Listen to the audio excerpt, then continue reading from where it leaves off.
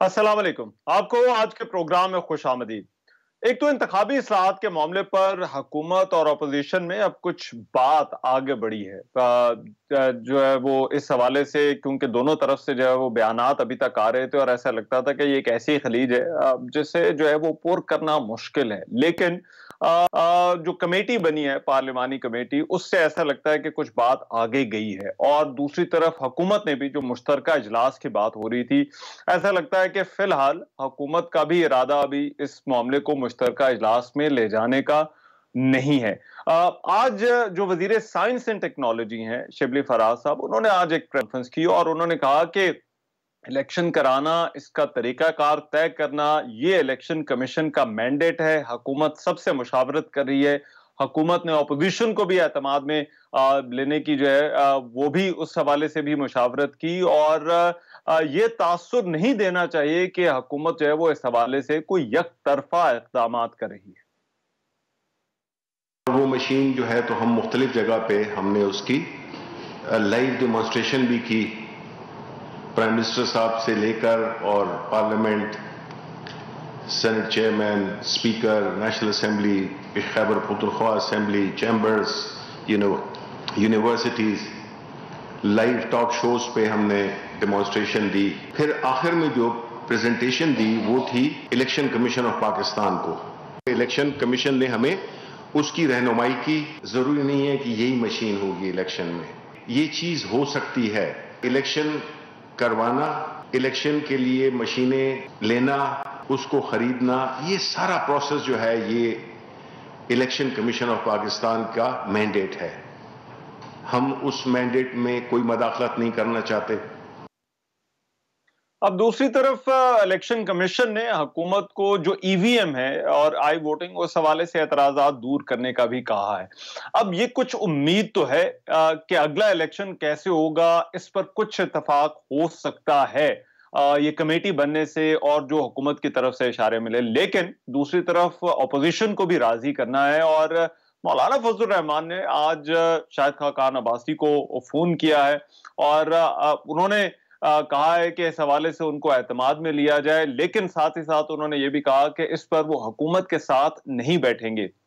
मरियम नवाज, जो मुस्लिम लीग नून की नायब सदर है, उन्होंने इस मामले पर हुकूमत पर तनकीद किया और उन्होंने कहा है कि यह भी एक इलेक्शन चोरी करने का मंसूबा है।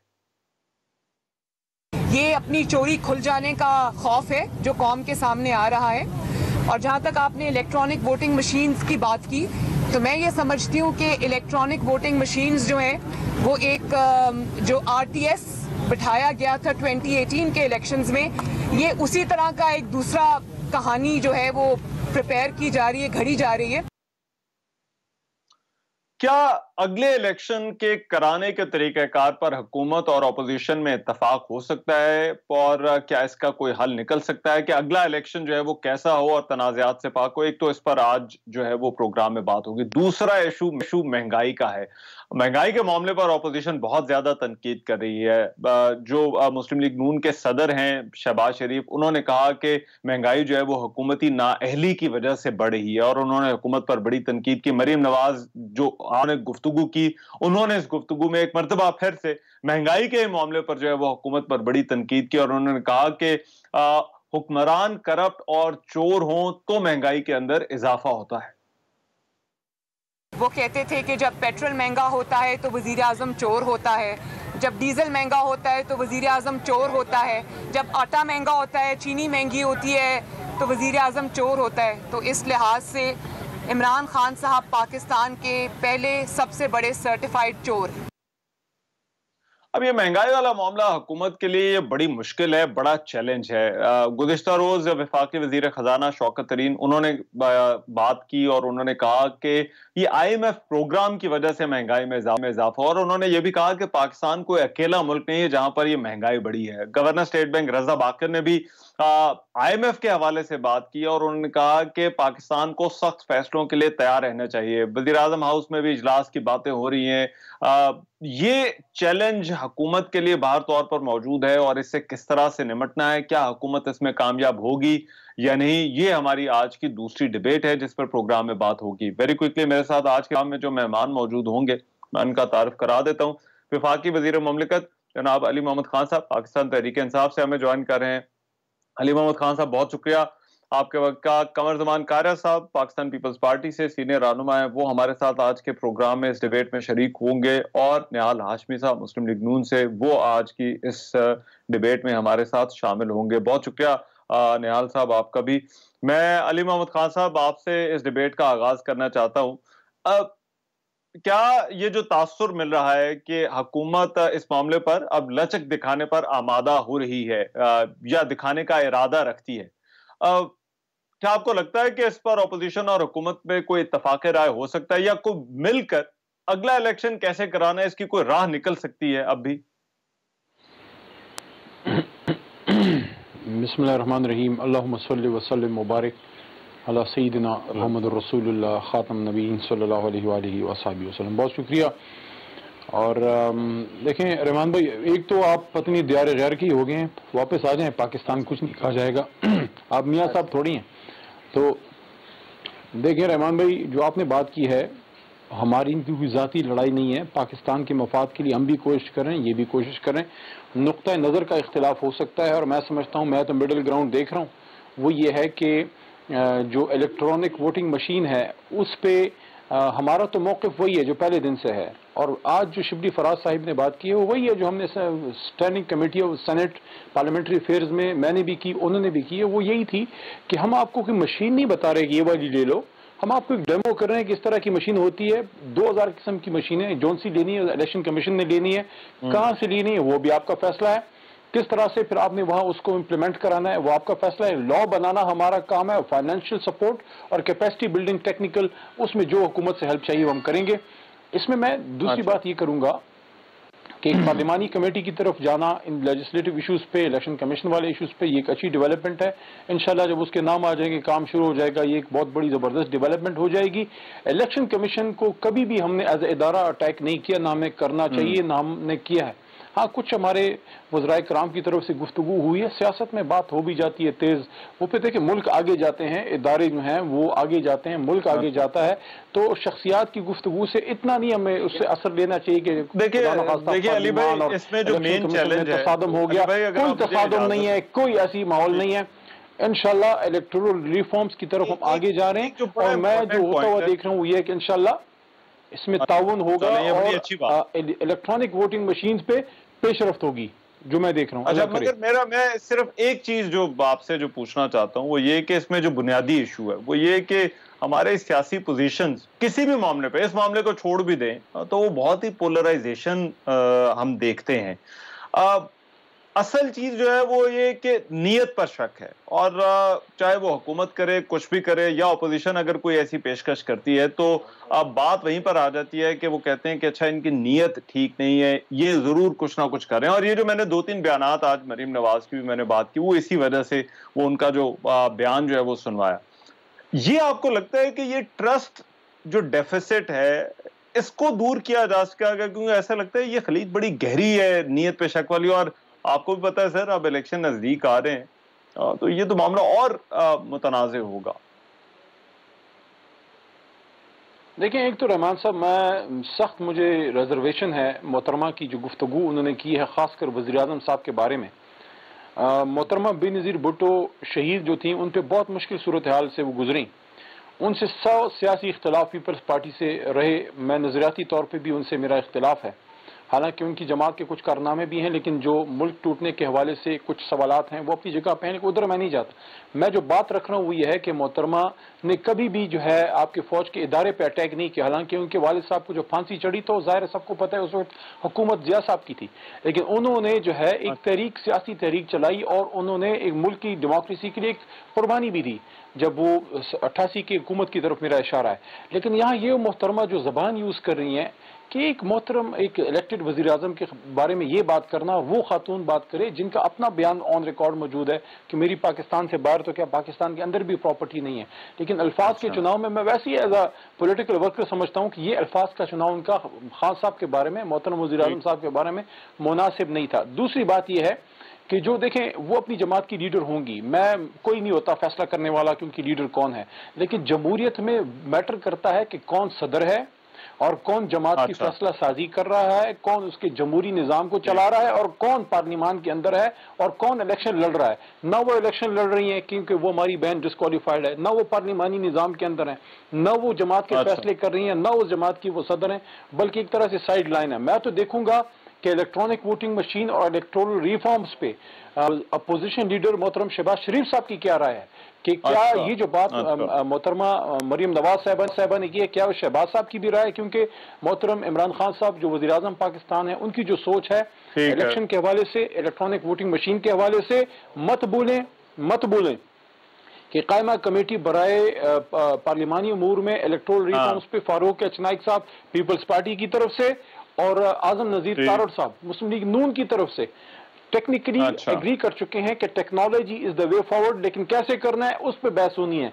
तो मैं पीपल्स पार्टी में तो नहीं, लेकिन मुस्लिम लीग नून में मैं दो धड़े देख रहा हूं कि एक तरफ जा रहा है, दूसरा दूसरी तरफ। लेकिन बहरहाल आखिरी बात यह है जो मैं देख रहा हूं, वो ये है कि इंशाल्लाह जो पार्लिमानी कमेटी है मैं एक ताउन की फजा देख रहा हूं कि इंशाल्लाह इलेक्टोरल रिफॉर्म पे कोई हम एक अच्छे कंक्लूजन की तरफ जा सकेंगे, खासकर ईवीएम्स पे इंशाल्लाह। चलें, ये तो बड़ी खुशाइंद बात है। और अगर ऐसा हो जाता है कि पाकिस्तान में मिलकर जमातें फैसला कर लेती हैं तो ये बहुत बड़ा एक इशू जो है वो आप उसको हल करने में कामयाब होंगे।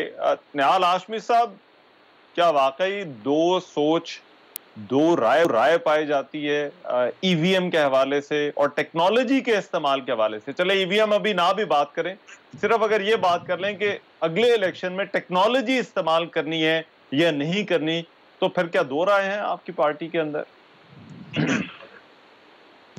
बिस्मिल्लाहिर्रहमानिर्रहीम। रहमान, अभी मैंने भाई अली मोहम्मद साहब की भी बात सुनी और जिस अंदाज में उन्होंने गुफ्तगू की और मरियम बीवी के हवाले से जो बातें की, तो मैं सिर्फ उनको याद दिलाता चलूं कि आप जरूर, आप ऑपोजिशन में जो चाहेंगे, आपकी पार्टी भी कहती है और आपके जो प्राइम मिनिस्टर इमरान खान साहब हैं, उन्होंने जो मरियम बीबी के हवाले से जो लफ्ज और जो अल्फाज और जो लबो लहजा इस्तेमाल किया, मरियम बीबी ने तो कुछ भी नहीं कहा, वो तो सिर्फ कहा सर्टिफाइड चोर, और वो खुद उनके जबान को दोहराया, उनके बयान को दोहराया। आज उन्होंने कोई नई बात नहीं की है। तो हम भी जबान रखते हैं अली मोहम्मद साहब, अगर आप बोलना चाहते हैं तो फिर हमसे भी जवाब गजल जरूर सुनिएगा। और मरियम इसलिए बोलती हैं कि मरियम नवाज 22 करोड़ आवाम की आवाज है, गरीबों की, मेहनत कशों की, मजदूरों की, किसानों की, नौजवानों की, तालिब इल्मों की, मीडिया की। आपने जो महंगाई का हाल किया हुआ, मरियम ठीक बोलती है। और जहां तक बयानिया, तो हमारे एक ही बयानिया, वो बयानिया नवाज शरीफ का, वही बयान बाज साहब का, वही एहसन का, इकबाल का है, वही शाहिद खाकान का है, वही मरियम नवाज का। इलेक्शन वाले मामले पर भी इसी तरह से इलेक्शन किस तरह से अगला कराना है, टेक्नोलॉजी इस्तेमाल कर। और जरा दूसरी बात, रहमान जरा मुझे इजाजत दे तो मैं अली मोहम्मद भाई से पूछना चाहता हूं कि क्या पाकिस्तान का देरीना मसला ईवीएम है? नहीं, ईवीएम आपका देरीनी मसला है जिसमें आप आरटीएस की तरह करप्शन कर सके। जिस तरह से आपकी हैकिंग हो गई है एफबीआर की, आप तो कुछ भी नहीं कर सकते मेरे भाई। ये आपको किसी ने मंतक समझाइए जाली। और जहां जहां भी ईवीएम इस्तेमाल हुआ है, वो फिलिपाइन हो,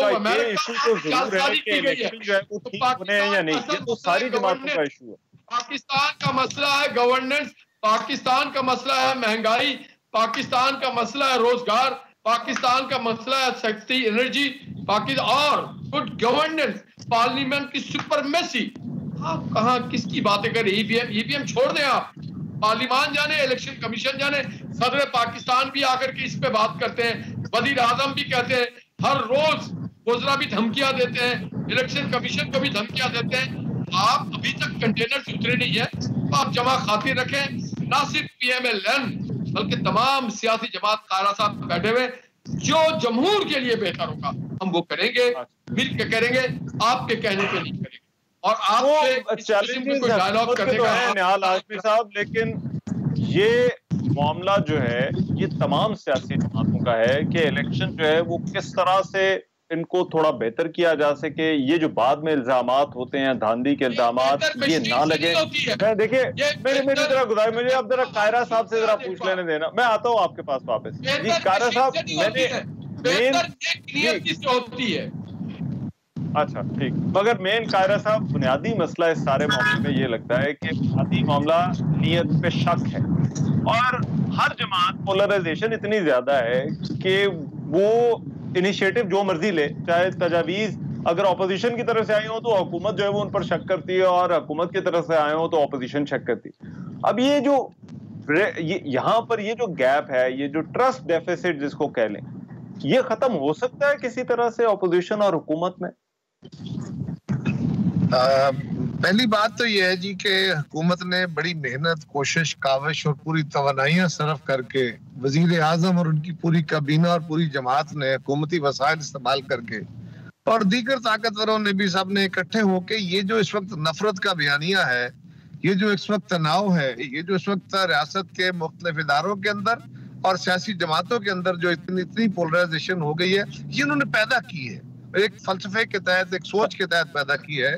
वो इस निज़ाम को एक फसाई निज़ाम के तौर पे चलाना चाहते हैं, और उसके लिए ये चीजें जरूरी हैं कि ना पार्लियामान फंक्शनल हो, ना अदालतें फंक्शनल हो, ना इलेक्शन कमीशन फंक्शनल हो, और मीडिया की भी जबान बंदी रहे, वो भी उनकी बोली बोले जिस तरह वो चाहे।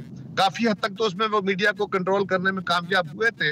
अब देखिए उन्होंने फर्दर भी उस पर मुतमईन नहीं है। क्यों हो रहा है?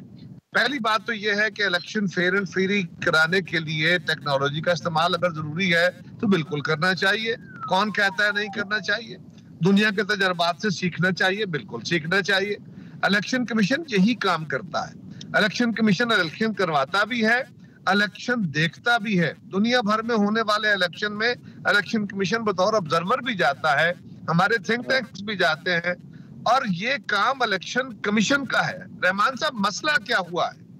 मसला ये हुआ कि इलेक्शन कमीशन की ये प्राइमरी ड्यूटी है कि वो फ्री इलेक्शन कराने के लिए सारे स्टेक होल्डर्स, जिसमें एक जमात नहीं, हुक्मरान जमात नहीं, हुकूमत एक स्टेक होल्डर है, वो एक जमात के तौर पे दीगर जमातों से मशावरत करके, दीगर इदारों से जो थिंक टैंक्स है उनसे मशावरत करके, और फिर अपने तजावीज हुकूमत को दे के जी इसके मुताबिक लेजिस्लेशन हमें करा दे, ये एक कंसेंसस है। वो तो आपकी चीजें सस्टेन करेंगी। और अगर आप टेक्नोलॉजी का इस्तेमाल करने के लिए ये रास्ता इख्तियार करें कि आप एक दिन अचानक ऑर्डिनेंस पास कर दें कि जनाब हम तो इलेक्ट्रॉनिक वोटिंग मशीन के तहत इलेक्शन कराएंगे और ये हमारे तरीकाकार होगा, इलेक्शन कमीशन थोड़ा सा एतराज करे तो आप कहते हैं ये कौन होता है जो हम कानून बनाएंगे ये इस पे अमल करेगा? जी, पार्लियामान ने कानून बनाना है, लेकिन वो कानून की तजावीज इलेक्शन कमीशन की तरफ से आनी है, वजारत रेलवे या वजारत इतलात की तरफ से नहीं आनी। वो बताएंगे, वो आपको कंसल्टेशन करके देंगे। हुकूमत इसमें एक फरीक है। दूसरी गुजारिश, आपने आज जो रास्ता इख्तियार किया, फिर आपने वजारत साइंस एंड टेक्नोलॉजी में फवाद साहब बैठे थे। फवाद वैसे भी इस मामले में महारत रखते हैं कि तनाव कैसे पैदा किया जाता है, वो इसी काम की महारत है उनकी। उन्होंने क्या किया? उन्होंने कहा जी एक हमने एक मशीन बनाई है, एक प्रोटोटाइप बना दिया है, और ये बड़ी आला मशीन है और उसमें कोई पिलफरेज नहीं हो सकता, लीकेज नहीं हो सकती, इसके तहत इलेक्शन होने हैं। उसकी डेमोन्स्ट्रेशन शुरू हुई तो उनकी वजारत तब्दील हो गई। शिबली फराज साहब आए तो लगता है शिबली फराज साहब ने कहीं जंबील से एक और चीज निकाल ली है, और उन्होंने कहा जी ये तो हमने कमाल कर दिया है, दुनिया भर में तो बनने वाली मशीनें खराब थी, ये हमारी मशीन बड़ी आला है, आए इसको देखें। सदर पाकिस्तान को भी डेमोन्स्ट्रेशन, वजीर आजम को भी डेमोन्स्ट्रेशन, बाकियों को भी, और किसके तहत इलेक्शन होगा? अब जब आपके पास आके टेलीविजन पे बैठ के बातें करेंगे, फिर कहेंगे नहीं वो तो इलेक्शन कमीशन का काम है जी, प्रोक्योरमेंट उसने करनी है, लेकिन इलेक्ट्रॉनिक वोटिंग मशीन होनी चाहिए। हालांकि ऐसा नहीं था। एक छोटी सी एक आखिरी बात, एक आखिरी बात, गुजारिश ये है, आज हुकूमत ने जो रास्ता इख्तियार किया है पार्लिमानी कमेटी का, हम तो यही कह रहे थे, लेकिन अगर हुकूमत आज भी ये समझे कि वो पार्लिमानी कमेटी को सिर्फ आयवाश के तौर पे इस्तेमाल करेगी और उसके बाद अपनी मर्जी से चीजों को सिर्फ कसरत राय से कानून बना देगी और इलेक्शन कमीशन को और अपोजिशन की तजावीज को सरफ नजर कर देगी, तो ना ऐसा कोई कानून बन पाएगा, ना उस पर अमल दरामद हो सकेगा, बल्कि नतीजे में बड़ी बर्बादी उतरेगी और इलेक्शन का थोड़ा बहुत जो भरम है वो खत्म हो जाएगा। इलेक्शन कमीशन के ऊपर जिस तरह वो जरा बात की गमबाजी है कि इनके अंदर कुछ और है, पीछे प्रेशर कुछ और है, जिसके रास्ते में अपोजिशन को तंग कर सकते करके अब वो इलेक्शन का जो एक चीफ इलेक्शन कमिश्नर जो खुद लगाए उन्होंने प्रेशर इनके ऊपर क्या है, ये अली मोहम्मद खान साहब पार्लिमानी अमूर को देखते हैं, वो बताएंगे कि ये प्रेशर क्या है। लेकिन जो मैंने आपसे भी पूछना वो ये कि दो चीजें हो गई, एक तरीकाकार है और दूसरा जो है वो असल मामला है, इशू है। तो क्या ये दोनों चीजें गलत हैं? जो ईवीएम में है वो भी गलत है और तरीकाकार भी गलत है, या फिर तरीकाकार के साथ सिर्फ मसला है ऑपोजिशन को? एक ब्रेक के बाद आकर डिस्कस करें। ब्रेक के बाद प्रोग्राम में एक मरतबा फिर से खुशामदीद। अली मोहम्मद खान साहब, हुकूमत ये करना तो चाहती है लेकिन दो इश्यूज हैं जो कायरा साहब ने उठाए और निहाल हाशमी साहब ने भी उस पर बात की। नंबर वन हुकूमत का जो तरीकाकार है उस पर एतराज है और सारे सवाल जो है वो कहते हैं कि वो वहीं से जो है वो उठते हैं। दूसरा मामला जो है वो ये कि क्या इस मामले को लेकर क्या हुकूमत पे कोई प्रेशर है, कोई जल्दी है जिस वजह से हुकूमत ये करवाना चाहती है? पहली बात तो ये कोई प्रेशर नहीं है, कोई जल्दी नहीं है, ये तो होगी बात खत्म। दूसरी बात ये, मैं कायरा साहब की दो बातों से सख्त उससे मैं तरदीद करता हूं या उससे मैं इख्तिलाफ रखता हूं। पहली बात, इस सारे प्रोसेस में हुकूमत और अपोजिशन स्टेक होल्डर है और हम जिम्मेदार हैं कानून साजी की। अब हम आपस में ताउन करें ना करें वो एक और कहानी है, उस पर अभी पार्लिमानी कमेटी बन गई है, होपफुली कोई अच्छा रिजल्ट निकलेगा। इलेक्शन कमीशन का यह मैंडेट नहीं है कि वो अपोजिशन को इकट्ठा करके बैठाए उनसे तजावीज दे, कानून साजियां इलेक्शन कमीशन ने नहीं करनी। इलेक्शन कमीशन एक आईनी इदारा है जिसका 100% एहतराम है, लेकिन वो लॉ इंप्लीमेंट करेगा जो लॉ हम पार्लियामान उसको बना के देंगे।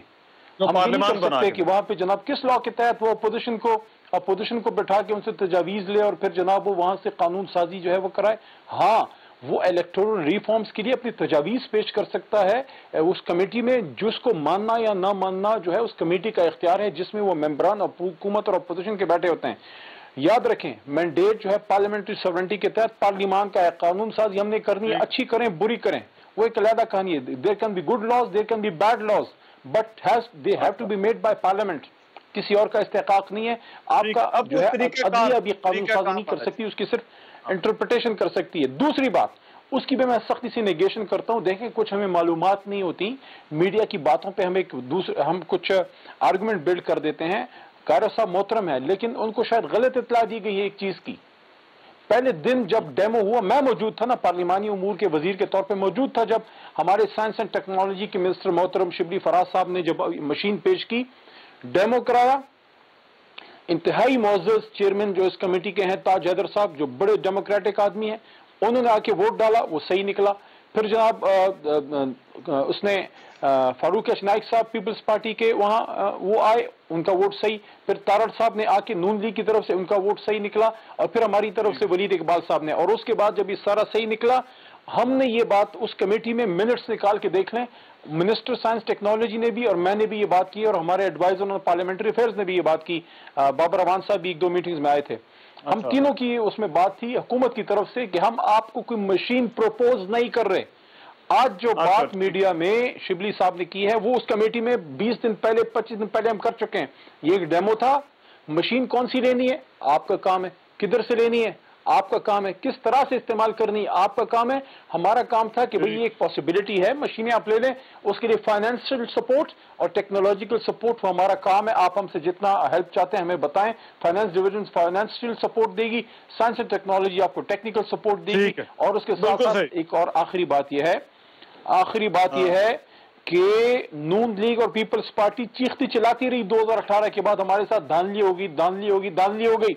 हम तो ईवीएम की सब सजेशन लेके आ गए, आई वोटिंग की लेके आ गए, ओवरसीज पाकिस्तानीज को हम वोटिंग राइट्स की बात लेके आ गए कि उनको हम इलेक्शन में हिस्सेदार बनाएं, इलेक्शन के राइट्स दें, और साथ साथ अपनी इलेक्टोरल रिफॉर्म्स की सजेशंस भी दे दी। वो अच्छी है बुरी हमने दे तो दी। इनका कोई एक पेजर है, 2 पेजर है, कोई एक ड्राफ्ट उन्होंने 3 साल में प्रिपेयर करके हमारी पार्लिमानी कमेटी में दिया है कि जनाब ये हमारी तजावीज हैं। अगर आप चाहते हैं कि इलेक्शन में करप्शन ना हो, रिगिंग ना हो, आपकी तजावीज किधर है?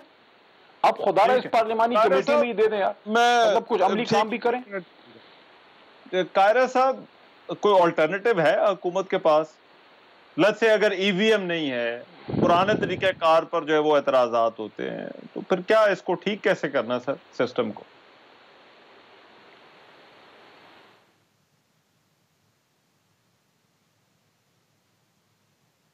जी कारी साहब साथ हैं?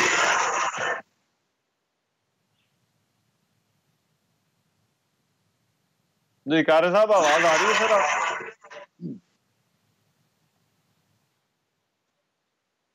अच्छा, मेरा ख्याल है कुछ ऑडियो का इशू है। मैं जरा लेता हूँ, जरा कारी साहब से भी इस पर जो है वो मालूम करते हैं। निहाल हाशमी साहब, ऑल्टरनेटिव क्या है जी आपका सर? ये देखिए, जो बातें अली मोहम्मद साहब ने की है, मैं उनको याद दिलाता चलूं कि पहली बार ऐसा हुआ है कि सिटिंग कैबिनेट मिनिस्टर्स नाम लेके चेयरमैन इलेक्शन कमीशन को धमकियां देते हैं, नाम लेकर के उनको कहते हैं आप रिजाइन करें। उन्हें उनकी जिम्मेदारी चेयरमैन इलेक्शन कमीशन पार्टी नहीं है, उन्होंने तमाम पॉलिटिकल पार्टीज को बुलाना होता है जो पार्लियामेंट में हो, पार्लियामेंट से बाहर हो, जिनको इलेक्शन लड़ना होता है, छोटी पार्टी हो या बड़ी पार्टी हो। मगर इन्होंने हदफ इसलिए बनाया कि इनको पता है कि फॉरेन फंडिंग केस में जो इन्होंने झूठ बोला है, इनको पता है, ये अभी बता रहे थे, सादिक और अमीन की बात कर रहे थे, तो जनाब इनको पता है कि जरा कर लेते हैं बात। मैं जो आपसे जानना चाह रहा था ऑल्टरनेटिव, देखिए अब मुझे क्योंकि ऑल्टरनेटिव है, देखिए ऑल्टरनेटिव बड़ा इजी है, ऑल्टरनेटिव बड़ी इजी है। जो अभी कायरा साहब ने कहा कि जो बदनीयती की जाती है, जिनके तरफ से इलेक्शन को चोरी करने की कोशिश की जाती है, जो लोग धुंध में प्रिजाइडिंग ऑफिसर को छुपा देते हैं, जो धुंध में आरटीएस को खराब कर देते हैं। Justice Raza Mohammad Khan chief election commission ने रात के 2:30-3 बजे आकर के ये कहा कि हाँ, मुझसे मैं नहीं कंट्रोल कर सका, आरटीएस बैठाल दी गई है, नॉर्मल तरीके से अब वो रिजल्ट आएंगे।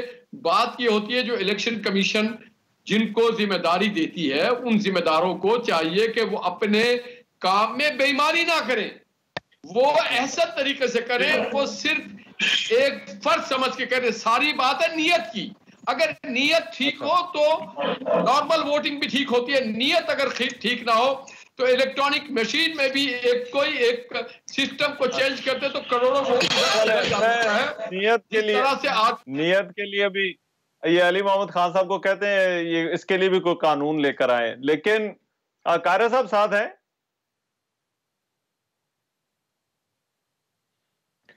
जी जी मैं हूं। अच्छा सर, दसो सर, नियत कैसे ठीक हो सर? जी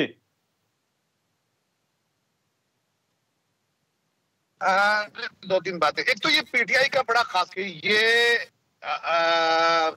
डिबेट को बड़ा अजीब रंग दे देते हैं। अच्छा, किस पार्लियामान का ये इख्तियार नहीं है कि कानून उसने बनाना है? किसने कहा कि इलेक्शन कमीशन कानून बना के देगा? बिल्कुल नहीं कहा। हम यही कह रहे हैं कि कानून साजी पार्लियामान का काम है, लेकिन हर वजारत जिस तरह अपने लिए अपने कानून साजी की तजावीज भेजती है और वो तजावीज फिर पार्लियामान की कमेटियों में जाती है और उसके बाद एक फाइनल तजवीज जो है वो ऐवान में आती है। रेलवे की वजारत का काम हो तो क्या पार्लियामानी अफेयर्स का वजीर उसकी समरी लेके जाएगा? या अगर साइंस एंड टेक्नोलॉजी का काम हो तो क्या इंफॉर्मेशन का वजीर लेके जाएगा? वो तजवीज देगा कि क्या साइंस एंड टेक्नोलॉजी को कानून चाहिए? यस, अगर हमारी हवाबाजी की कोई काम हो तो क्या जो बहरी अमूर की हमारी वजारत है वो समरी देगी? भाई, इस काम के लिए मखसूस इदारे हैं। इलेक्शन कमीशन एक ऑटोनोमस इदारा है, उसको आप डिक्टेट नहीं कर सकते। हाँ, election commission free and fair election के लिए आप अगर काम करना चाहते हैं आप उनको बुलाइए, और इलेक्शन कमीशन बाकी जमातों को बुलाएगा, सब स्टेक होल्डर से मशावरत करेगा। यकीनन वो अपनी तजवीज गवर्नमेंट के जरिए पार्लियामान में लाएगा, वो और कोई जरिया नहीं होगा, वो पार्लियामेंट्री अफेयर्स के जरिए लाएगा। लेकिन ये नहीं होगा कि आप गवर्नमेंट के तौर पे अपने तौर पे अपनी कोई राय बनाएं और उसको ऑर्डिनेंस की सूरत में नाफज करना चाहें और इलेक्शन कमीशन उस पर मनो अमल करे। ये नहीं होगा। ये तरीकाकार नहीं है। हाँ, पार्लियामान में कानून बनाना है। अब अर्ज ये है। अच्छा, वो अल्टरनेटिव वाला कारी साहब वो कहते हैं, देखें इस सारी डिबेट के अंदर हुकूमत, और ये पहले भी बात होती रही है, हुकूमत पूछती है ऑपोजिशन को अल्टरनेटिव क्या है, तो वो क्या है आपकी नजर में? बात की है, वो बात को ट्विस्ट कर रहे हैं, वो सही बात।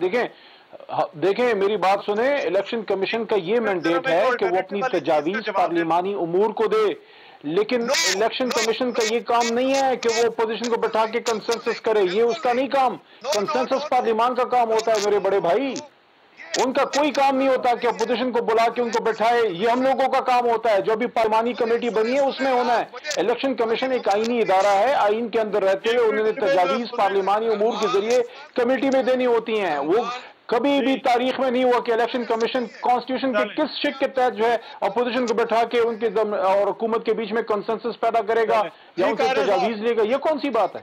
तजावीज के लिए पार्लिमानी कमेटी है, वहां तजावीज देते नहीं है। इलेक्शन कमीशन आपको बुलाए वहां तजावीज दें, जब आपको पार्लिमानी कमेटी ने बुलाया वहां देते ना तजावीज, वहां क्यों नहीं देते? एक मिनट जरा दें, सुन लें। कमेटी का इख्तियार है, अजीब बात है। मैं अजीब ही करूंगा यार, आप नहीं मानते तो ना माने ना, ये मत कहें। ये क्या बात हुई? किस कानून के तहत इलेक्शन कमीशन अपोजिशन और हुकूमत को बैठा के उनसे जो है वो तजावीज मांगेगा? अजीब बात है। पार्लियामेंटी अफेयर्स को ज्यादा बेहतर जानने लगे। मैं तो आपसे गुजारिश कर रहा हूं मेरे भाई कि इलेक्शन कमीशन का काम ये है, ये हुकूमत का काम नहीं है, ये आप पीटीआई का काम नहीं है। इसमें तमाम जमातें स्टेक होल्डर हैं। इलेक्शन कमीशन तमाम से मशावरत करके अपनी तजावीज पार्लियामान को देगा पार्लियामेंट्री अफेयर के जरिए, और वहाँ इलेक्शन कमीशन का मैंडेट नहीं है कि आपको वहाँ के बैठा के आपसे तजावीज ले। तो सही ना अली कभी तारीख में नहीं हुआ ना इस तरह हो सकता है। गुजारिश ये है रहमान सर आप अच्छा मेरी बात तो सुन लेना, मैं गलत ही कह रहा हूँ, आप ज्यादा आप नहीं पता होगा, मेरी बात तो सुने। इशू को डिस्कस कर लेते हैं। मैं महंगाई वाला फिर कर रहा हूँ कि आपकी पार्टी पार्लियामेंट्री अफेयर्स में तजावीज देती नहीं है और आप ये तवक्को कर रहे हैं आप जाके उनको तजावीज दें, ये कौन सी बात है? मैं एक जायज बात कह रहा हूँ सर, मैं किधर जज्बाती हो रहा हूँ? मैं तो आपको ये अर्ज कर रहा हूँ पार्लियामेंट को अपना काम करने दें, इलेक्शन कमीशन को अपना काम करने दें। हर एक का अपना डोमेन है ना, रूट पार्लियामेंट्री अफेयर से करना है। तो मशवरा किधर होगा? लेकिन जब मशवरा किधर होगा? पार्लियामानी कमेटी है ना। अच्छा, मगर मशवरे के लिए बनाई है ना, चाय पीने के लिए बनाई है। मैं बताने लगा हूँ यार, क्या हुए? क्या इलेक्शन कमीशन में बात हुई या पार्लियामेंट में बात? अगर आप बता लें वो जो इलेक्टोरल रिफॉर्म्स थे, क्या इलेक्शन कमीशन के ऑफिस में बैठ के हुए थे या पार्लियामेंट्री कमेटी में हुए थे? सारा साहब यू नो दिस, आपको अच्छी तरह पता है, पार्लियामेंट में हुए थे वो रिफॉर्म। सर मैं कायरा साहब आप मुझे बताएं, आपने मुस्लिम लीग नून के इलेक्टोरल रिफॉर्म्स की बात की है। सिंपल सा सवाल है, क्या वो इलेक्टोरल रिफॉर्म जो मुस्लिम लीग नून ने हमसे सबने बैठ के किए थे, इलेक्शन कमीशन में बैठ के हुए थे या पार्लियामेंट में बैठ के हुए थे? अच्छा, ब्रेक के बाद दीजिएगा जवाब। सर मुझे अब थोड़ा सा इंटरव्यून इस वजह से करना पड़ रहा है, आप दोनों तो बात कर रहे हैं लेकिन मैं आप दोनों की बात, मैं इसी इशू को डिस्कस कर लेता हूं। कारा साहब और अली साहब और निहाल हाशमी साहब से पूछते हैं कि ऑल्टरनेटिव फिर क्या है, और फिर ये जो नुकता है कि इलेक्शन कमीशन क्या मशवरा कर सकता है या नहीं कर सकता, ये जरा कारा साहब और अली मोहम्मद खान साहब का इस पर इख्तलाफ है, इस पर भी जो है वो बात करते हैं इस ब्रेक के बाद में। ब्रेक के बाद प्रोग्राम में एक मरतबा फिर से खुशामदीद। बहस थोड़ी लंबी हो गई लेकिन मुख्तसरन कायरा साहब, अब क्योंकि टाइम बहुत ही कम बचा है, आपका ये कहना है कि इलेक्शन कमीशन मशवरा कर सकता है। सिर्फ ये बता दें क्यों मशवरा, आपकी नजर में इलेक्शन कमीशन का मशवरा करना जायज और दुरुस्त है? मैं फिर अली साहब से पूछ लेता हूँ। उनको सिर्फ अली मोहम्मद साहब से गुजारिश होगी, वो मुझे इंटरप्ट नहीं करेंगे, बर्दाश्त करेंगे। गुजारिश ये है, हमारे दौर में 2009-10 में रिफॉर्म्स हुए, ठीक है, इलेक्शन कमीशन को पहले कंसल्ट किया गया, उनको बुलाया गया, उनके साथ बैठ के मुशावरत हुई, तमाम सियासी जमातों को मुशावरत करने के बाद इत्तेफाक राय से कानून साजी हुई थ्रू इलेक्शन कमीशन। उनकी बात भी सुनी गई। मुस्लिम लीग के दौर में हुआ, मुस्लिम लीग ने भी बैन ही ये काम किया। पार्लियामानी कमेटी थी, इलेक्शन कमीशन की मुशावरत हुई और पार्लियामानी कमेटी में डिबेट हुई, इत्तेफाक राय से कानून साजी हुई। तो भाई आप चलें, ओके सर। अब अली मोहम्मद खान साहब, अली रहमान साहब, ये देखिए ये वो नुकता है जो मैं पेश कर रहा हूँ। किसी ने नहीं कहा कि इलेक्शन कमीशन से आप मशवरा ना लें, लेकिन मशवरा वो देंगे पार्लियामेंट में आके जो हमने वहां उनसे लिया। जो कह रहे हैं आप जरा उस पार्लियामानी कमेटी का बिल आया था, उनका कहना है, देखिए उन्होंने जो शुरू में बात की, अब वो अपनी बोर्ड पोस्ट चेंज कर रहे हैं। रहमान साहब, इस वक्त भाईजान कायरा साहब अपनी गोल पोस्ट चेंज कर रहे हैं। पहले उन्होंने कहा कि इलेक्शन कमीशन तमाम स्टेक होल्डर्स को बैठाए, अपोजिशन से मशवरे ले। इलेक्शन कमीशन ने मशवरे नहीं लेने, पार्लिमानी कमेटी में इलेक्शन कमीशन ने अपने मशवरे देने, अपोजिशन ने अपने और अपने। उसके बाद discussion is going to be held in parliament, not in election commission. Rahman हाँ, लेकिन मशवरा देगी, लेकिन पार्लियामेंट में आके देगी। कोई इलेक्शन कमीशन में जाके मशवरे नहीं करेगा, इधर पार्लियामेंट में होगा सारा, और वही तरीकाकार है, और उसके लिए पार्लियामानी कमेटी बनी है। आपने जब मशवरे किए थे कि सारे इलेक्शन कमीशन चले गए थे।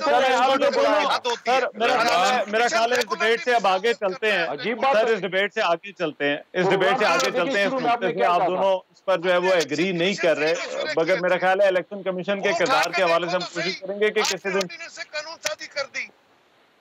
ठीक है। अच्छा निहाल साहब, कर दे।